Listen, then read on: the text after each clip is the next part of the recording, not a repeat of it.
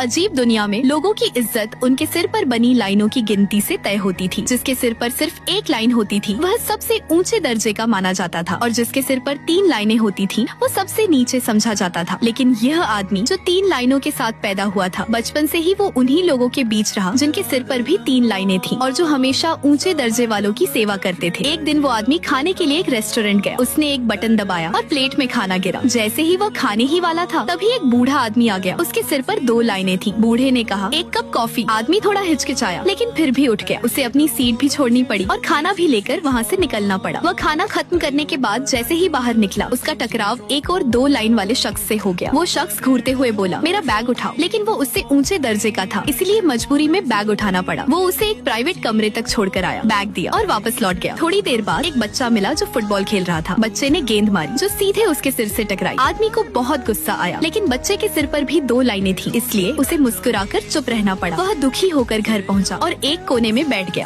2 line वाले लोग उसे घेर कर मजाक उड़ाने लगे। तभी एक सफेद साया उसके शरीर से बाहर आया। उस साये के हाथ में एक रबर था। उसने रबर से आदमी के सिर की एक लाइन मिटा दी। अब उसके सिर पर सिर्फ 2 लाइनें बची थी। उसने आईने में देखा और खुशी से मुस्कुरा उठा। वो सीधा बाहर निकला। अब वो 3 लाइन वालों को बिना डर के देख सकता था। उसे बहुत अच्छा लग रहा था। फिर वो उसी प्राइवेट कमरे में गया जहाँ पहले उसे अंदर नहीं जाने दिया गया था। अंदर जाकर उसने देखा सभी 2 लाइन वाले लोग 1 लाइन वालों की सेवा कर रहे थे। 1 लाइन वाले बस आराम से बैठे थे और बाकी लोग उन्हें खाना खिला रहे थे। यह देखकर उस आदमी ने अपनी दूसरी लाइन भी रबर से मिटा दी। अब वो भी 1 लाइन वाला बन गया था। जैसे ही उसके सिर पर एक ही लाइन बची, 2 लाइन वाले लोग उसे कुर्सी तक ले आए। उसने मजे से किसी के सिर पर पैर रख दिया। फिर उसके पास जूस लाया गया और सब घुटनों के बल झुक गए। मालिश करने वाले 2 लोग भी आ गए। वो आदमी मुस्कुराने लगा, बहुत खुश था। लेकिन तभी चारों तरफ से नलियां निकल आई। कुछ ही पलों में सभी 1 लाइन वाले लोग इन नलियों में खींच लिए गए। इसके बाद उन्हें एक खाने की मेज पर रखा गया और फिर 3 लाइन वाले लोग वहाँ आकर उन्हें खा गए। पता चला तो जिनके पास 3 लाइन थी आखिर में वह 1 लाइन वाले का खाना बन गया।